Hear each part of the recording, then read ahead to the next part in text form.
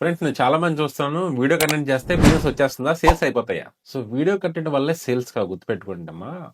Video content అనేది part of marketing లో ఒక పార్ట్. మీరు వీడియోస్ బాగా చేస్తున్నారు, సో మీ ప్రోడక్ట్ కరెక్ట్ గా లేదు, సేల్స్ కో నెంబర్ వన్. లేదు ఓన్లీ వీడియో మార్కెటింగ్ చేస్తున్నారు, మీకు ఫాలో అప్ టీమ్ లేదు, sales co. And you must remember one thing, చాలా మంది యూట్యూబర్స్ ఎవరైతే ఉంటారో, ఈ వీడియో కంటెంట్ ఎవరైతే బాగా చేస్తారో వాళ్ళు ఏదో డిఫరెంట్ డిఫరెంట్ ప్రోడక్ట్స్ లాంచ్ చేస్తూ ఉంటారు, వాళ్ళంతా ఫ్లాప్ అవుతూ ఉంటారు. అబ్జర్వ్ చేశారా మీరు? సో వీడియో కంటెంట్ అనేది చాలా చాలా క్రూషియల్ రోల్ ప్లే చేస్తుంది. But doesn't mean that only video content marketing చేస్తేనే బిజినెస్ రాదు. అండ్ ఎస్పెషల్లీ ఈ మధ్య కాలంలో బ్రాండ్స్ అందరూ అదొక ఫోమో లాగా, అంటే ఫీల్ ఆఫ్ మిస్సింగ్ అవుట్ లాగా, వీడియో కంటెంట్ చేయకపోతే డిజిటల్ మార్కెటింగ్ లో మిస్ అయిపోతానే ఫీల్ లోకి వెళ్తున్నారు. కానీ డిజిటల్ మార్కెటింగ్ లో అన్ని మాడ్యూల్స్ చేస్తా, మీకు వీడియో కంటెంట్ ఇష్టమైతే ఎక్కువ వేయండి వీడియో కంటెంట్, అంతేగాని మిగతావన్నీ పక్కన పెట్టేసి ఓన్లీ వీడియో కంటెంట్ చేసి మీరు మిరాకిల్స్ ఎక్స్పెక్ట్ చేస్తే మిరాకిల్స్ కాదు కదా, మీ మొత్తం సేల్ కాదు, మీ డిజిటల్ మార్కెటింగ్ మొత్తం ఫెయిల్ అవుతుంది. అండ్ ఇంకొకటి చెప్తున్నా, మీకు ఇన్ఫ్లుయెన్సర్స్ వీడియోస్ ఉంటాయి, మేమే చేపించాం ఇన్ఫ్లుయెన్సర్స్ తో, views more than 1.5 lakhs 2 lakhs అలా వచ్చాయి, కానీ సేల్స్ ఏం జరిగాయి? జీరో.